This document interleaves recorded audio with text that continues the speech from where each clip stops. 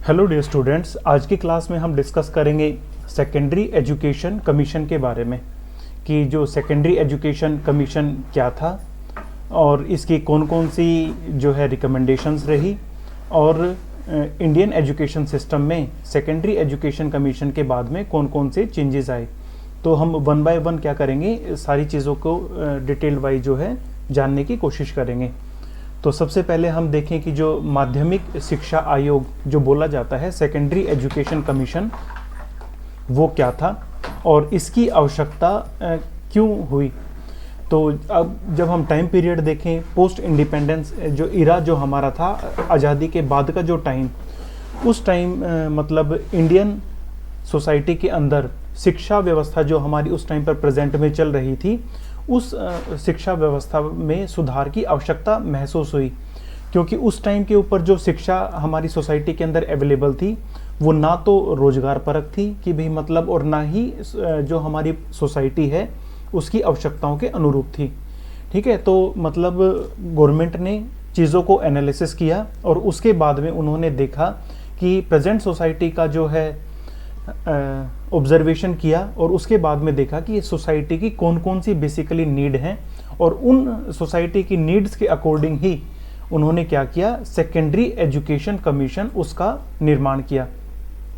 तो भारत सरकार ने 1952 में डॉक्टर लक्ष्मण स्वामी मुदालियर की अध्यक्षता में एक आयोग नियुक्त किया जिसे हम मुदालियर आयोग भी बोलते हैं और उसको हम सेकेंडरी एजुकेशन कमीशन इसके नाम से भी हम जानते हैं। तो बेसिकली जो कमीशन हमारा था वो कब आया था, 1952 से 53 में। अब हम देखें कि जो सेकेंडरी एजुकेशन कमीशन जो आया था, इसकी जो स्थापना थी उसके क्या मुख्य उद्देश्य थे। तो जो हम देखें कि जो आयोग जो था, सेकेंडरी एजुकेशन कमीशन था, इसका मुख्य उद्देश्य क्या था कि जो भारतीय माध्यमिक शिक्षा प्रणाली है, ठीक है, जो उससे पहले जो उसमें प्रेजेंट में कमियां अभी थी, ठीक है, आज़ादी से पहले का जो टाइम था, जो हमारी माध्यमिक शिक्षा प्रणाली थी, उस टाइम के ऊपर जो भी कमियां थी उन कमियों का अध्ययन करना और उसे अधिक उपयोगी बनाना, उसको अधिक वैज्ञानिक बनाना, लोकतांत्रिक और समाज उपयोगी बनाने के लिए सुझाव देना। तो बेसिकली जो सेकेंडरी एजुकेशन कमीशन था उसका जो है उसकी स्थापना इस मुख्य उद्देश्य से की गई कि जो हमारी शिक्षा हो वो समाज के लिए उपयोगी हो, वैज्ञानिक हो और उसके अंदर क्या हो, लोकतांत्रिक और समाज उपयोगी जो है उस एजुकेशन को बनाया जाए। अब हम देखें कि इस आयोग की जो है मुख्य सिफारिशें क्या क्या थी। तो सबसे पहले हम देखेंगे कि माध्यमिक शिक्षा के जो उद्देश्य थे, इसके जो मेन ऑब्जेक्टिव थे वो क्या क्या थे। तो सबसे पहला जो इन्होंने मेन ऑब्जेक्टिव अपना रखा वो क्या था कि स्टूडेंट्स का ओवरऑल डेवलपमेंट हमने करना है। ठीक है, ओवरऑल डेवलपमेंट से हमारा वो है कि जैसे उसकी मेंटल डेवलपमेंट, उसका फिजिकल डेवलपमेंट, मोरल डेवलपमेंट या फिर सोशल डेवलपमेंट, कि भाई हम कैरिकुलम में उन सारी चीज़ों को हम शामिल करें जिससे बच्चे का क्या हो, सर्वांगीण विकास हो। चाहे फिर वो बौद्धिक विकास है उसका, चाहे वो शारीरिक विकास है, चाहे नैतिक विकास है या फिर वो सामाजिक विकास है। इसके साथ साथ में बच्चों में जो डेमोक्रेटिक वैल्यूज़ हैं, जो हमारी लोकतांत्रिक मूल्य हैं, उनका भी विकास करना। मीन्स जो एजुकेशन का स्ट्रक्चर इस तरीके से रखा जाए कि वो जो शिक्षा है विद्यार्थियों के लिए जीवन उपयोगी हो। ठीक है, उसके अंदर कार्य और जो व्यावसायिक दक्षता हैं, ठीक है, मतलब इन्होंने कैरिकुलम के अंदर वोकेशनलाइजेशन के कंसेप्ट को ऐड किया कि मीन्स बच्चे के अंदर हम कोई ना कोई एक ऐसी स्किल हम डेवलप करें सेकेंडरी एजुकेशन के टाइम पर जिससे बच्चा क्या करे, उससे मतलब कोई स्किल अपने अंदर डेवलप करे और वो क्या करे, उससे एम्प्लॉयमेंट वो है प्राप्त कर सके और वो उसके लिए क्या हो, जीवन उपयोगी हो। तो कार्य और व्यावसायिक दक्षताओं का विकास करना, ये भी इस आयोग की एक प्रमुख सिफारिश रही। इसके बाद हम देखें पाठ्यक्रम सुधार के बारे में। ठीक है कि भाई कैरिकुलम से रिलेटेड इन्होंने क्या किया, कौन कौन से डेवलपमेंट किए, कौन कौन से नई रिकमेंडेशंस इन्होंने दी। वहाँ पर हम बात करें मल्टीपर्पज स्कूल्स की, जो बहुउद्देशीय विद्यालय जो हैं उसकी स्थापना का सुझाव जो है सेकेंडरी एजुकेशन कमीशन ने दिया। और उसमें इन्होंने क्या किया कि जो कैरिकुलम था वो कैरिकुलम के लिए इन्होंने बोला कि जो हम कैरिकुलम का निर्माण करें, जो हम कैरिकुलम फॉर्मुलेशन करें, वो सोसाइटी की जो वहाँ की स्थानीय आवश्यकताएं हैं उनको ध्यान में रख के बनाया जाए। ठीक है, ताकि वो बच्चों के लिए क्या हो, यूज़फुल हो।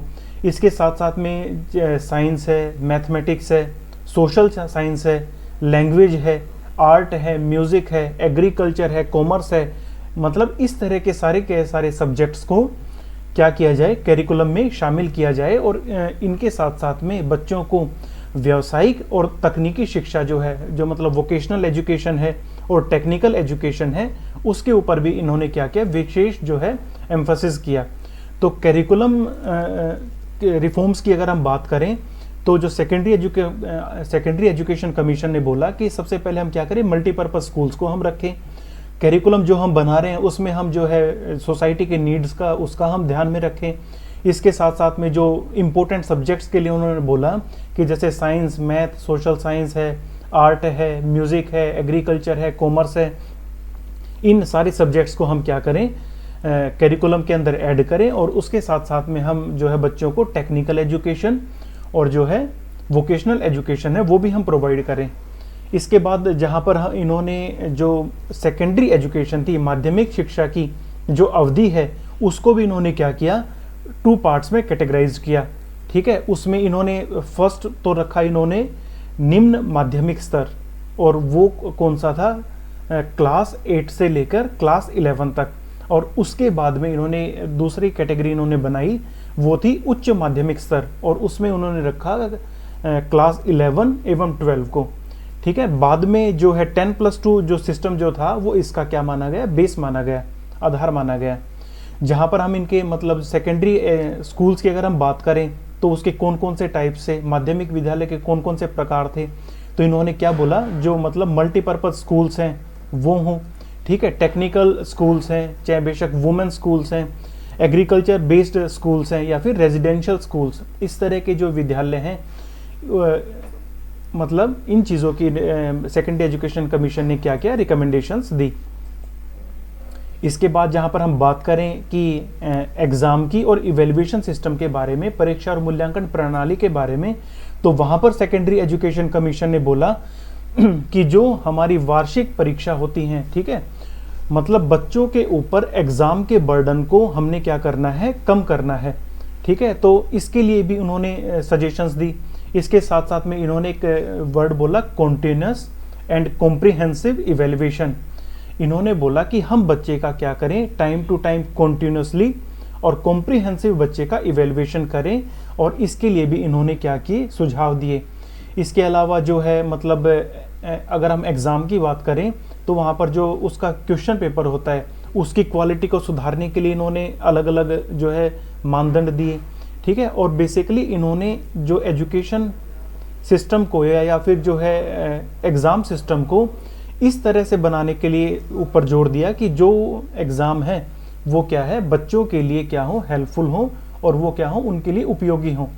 बच्चे जो है एग्ज़ाम का प्रेशर ना माने, बल्कि एग्ज़ाम इस तरह से कंडक्ट हो कि जो बच्चे का कॉन्टिन्यूस और कॉम्प्रिहेंसिव इवेल्युएशन करने में भी वो उनके लिए हेल्पफुल हो। इसके बाद जहाँ पर हम बात करें टीचर्स ट्रेनिंग की, ठीक है, शिक्षण, प्रशिक्षण एवं स्थिति में सुधार करने के बारे में भी जो सेकेंडरी एजुकेशन कमीशन है उसने अपनी रिकमेंडेशन दी। इन्होंने क्या किया कि जो टीचर्स की रिक्रूटमेंट थी उसमें उसकी योग्यता उसको निर्धारित किया, और उसके साथ साथ में उसकी ट्रेनिंग, टीचर्स की ट्रेनिंग को भी इन्होंने क्या किया, मैंडेटरी बनाया। इसके अलावा जो टीचर्स की सैलरी की जहाँ पर बातें थी, उसकी जो मतलब सर्विस की जो कंडीशंस थी, ठीक है, इसके अलावा जो प्रमोशनल स्कीम्स थी उनमें भी इस सेकेंडरी एजुकेशन कमीशन ने क्या किया, सुधार किया। इसके साथ साथ में जहाँ पर इन सर्विस टीचर ट्रेनिंग की जो बात है उसके लिए भी इन लोगों ने क्या किए, अरेंजमेंट्स किए, उसकी भी क्या की, व्यवस्था की। इन सर्विस टीचर एजुकेशन से हमारा तात्पर्य क्या होता है कि मतलब टीचिंग के साथ साथ में टीचर्स को क्या करना, ट्रेंड करना। जैसे सोसाइटी की जो नीड है या फिर टेक्नोलॉजी है वो टाइम टू टाइम क्या होती है, चेंज होती रहती है, और उस चेंज के साथ में टीचर्स को अपडेट करना बहुत ज़रूरी है, ऐसा सेकेंडरी एजुकेशन कमीशन ने माना। और इसलिए इन्होंने क्या किया, इन सर्विस टीचर एजुकेशन की जो है ट्रेनिंग की इन्होंने क्या की, व्यवस्था की। इसके बाद में जहाँ पर हम बात करें को करिकुलर एक्टिविटीज़, ठीक है, मतलब सेकेंडरी एजुकेशन कमीशन ने माना कि करिकुलर एक्टिविटीज़ के साथ साथ में स्टूडेंट के लिए को करिकुलर एक्टिविटीज़ हैं वो भी बहुत इंपॉर्टेंट हैं और वो भी उसके ओवरऑल डेवलपमेंट के लिए क्या है, हेल्पफुल होती हैं। तो इसके लिए इन्होंने करिकुलम में किन किन चीज़ों को ऐड किया, जैसे खेलकूद है या फिर एनसीसी है, स्काउट गाइडिंग है, म्यूज़िक है, आर्ट है, ठीक है, या फिर नाटक है। इस तरह की इन्होंने बोला कि इस तरह की चीज़ें भी जो हैं स्टूडेंट के करिकुलम में शामिल की जाएं, ठीक है, ताकि उनका जो क्या है ओवरऑल डेवलपमेंट जो वो करना चाहते थे, चाहे वो फिजिकल डेवलपमेंट है, मेंटल डेवलपमेंट है, सोशल डेवलपमेंट है, साइकोलॉजिकल डेवलपमेंट है, मतलब को करिकुलर एक्टिविटीज़ के साथ में बच्चे का ओवरऑल डेवलपमेंट है वो संभव हो पाए। इसके साथ साथ में जो इन्होंने पर्सनैलिटी डेवलपमेंट के ऊपर भी जो है बच्चे की विशेष ध्यान दिया और उससे रिलेटेड भी जो बहुत सी रिकमेंडेशंस सेकेंडरी एजुकेशन कमीशन ने दी। जहाँ पर हम एडमिनिस्ट्रेटिव रिफॉर्म्स की अगर हम बात करें तो वहाँ पर सेकेंडरी एजुकेशन ने बोला कि विद्यालय प्रबंधन जो है वहाँ पर जो स्थानीय जो निकाय हैं, सोसाइटी है, उसकी भी जो है भागीदारी उसके अंदर रखी जाए, सोसाइटी की नीड को समझा जाए और उसी के अकॉर्डिंग जो है एडमिनिस्ट्रेटिव रिफॉर्म्स जो है वो किए जाएं। बेसिकली जो वहाँ पर जो स्कूल ऑब्जर्वेशन सिस्टम जो था उसको मजबूत करना, उसको सॉलिड करना, मतलब जो इनका मेन ऑब्जेक्टिव था। और इसके लिए इन्होंने बोला कि जो वहाँ पर सोसाइटी है और इसलिए उनका पार्टिसिपेशन जो है वो इम्पोर्टेंट हो जाता है। अब हम बात करें कि जो सेकेंडरी एजुकेशन कमीशन था उसकी कौन कौन से सिग्निफिकेंस रहे और कौन कौन से उसके इफ़ेक्ट रहे, प्रभाव रहे। तो जो भारतीय शिक्षा व्यवस्था में जो इंडियन एजुकेशन सिस्टम था वहाँ पर जो 10+2+3 का जो सिस्टम था उसको अपनाने का जो आधारशिला है, जो बेस स्ट्रक्चर है, वो यही आयोग था। जो इंडिया में 10+2+3 का कंसेप्ट शुरू हुआ, जो कोठारी कमीशन ने शुरू किया, उसका जो बेस स्ट्रक्चर था वो क्या था, सेकेंडरी एजुकेशन कमीशन ही था। इसके साथ साथ में सेकेंडरी लेवल के ऊपर वोकेशनल एजुकेशन की जो शुरुआत हुई वो कहाँ से हुई, वो यहीं पर हुई। इन्होंने सेकेंडरी एजुकेशन कमीशन ने ही बोला कि हम करिकुलम के अंदर क्या करेंगे, वोकेशनलाइजेशन ऑफ एजुकेशन जो है वो भी हम शुरू करेंगे। और इन चीज़ों की स्टार्टिंग भी कहाँ से हुई, सेकेंडरी एजुकेशन कमीशन से। इसके साथ साथ में स्कूल्स में जो है को करिकुलर एक्टिविटीज़ को बढ़ावा देना, चाहे वो खेलकूद है या फिर पर्सनैलिटी डेवलपमेंट है, इन सारी की सारी चीज़ों के ऊपर भी क्या हुआ, जोर बढ़ा। और इसके साथ साथ में जो करिकुलम था वो और ज़्यादा डेमोक्रेटिक हुआ, साइंटिफिक हुआ और जो है समाज उपयोगी वो बना। अगर हम इन शॉर्ट अगर हम बोलें तो जो माध्यमिक शिक्षा आयोग है उसने भारतीय शिक्षा को पारंपरिक ढांचे से निकालकर उसको आधुनिक, उसको उपयोगी, व्यवहारिक और वैज्ञानिक रूप देने में क्या क्या महत्वपूर्ण भूमिका निभाई।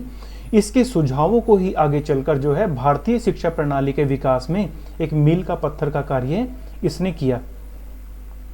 तो होप आप सभी को जो है सेकेंडरी एजुकेशन कमीशन के बारे में आपको सारी की सारी चीज़ें जो है क्लियर हो गई होंगी कि जो सेकेंडरी एजुकेशन कमीशन है उसकी शुरुआत कहाँ से हुई, इस आयोग की स्थापना के कौन कौन से उद्देश्य रहे और आयोग ने कौन कौन सी प्रमुख सिफारिशें दी, चाहे वो करिकुलम रिफॉर्म से रिलेटेड हो, चाहे वो सेकेंडरी एजुकेशन की अवधि से रिलेटेड हो, या जो है सेकेंडरी स्कूल्स के टाइप्स से रिलेटेड हो। वो सारी की सारी चीज़ें कि करिकुलम के अंदर कौन कौन सी चीज़ें जो है इंक्लूड की जाएंगी, करिकुलर एक्टिविटीज़ कौन सी रहेंगी, को करिकुलर एक्टिविटीज़ कौन सी रहेंगी, और एडमिनिस्ट्रेटिव रिफॉर्म्स के बारे में भी क्या किया, सेकेंडरी एजुकेशन कमीशन ने बताया।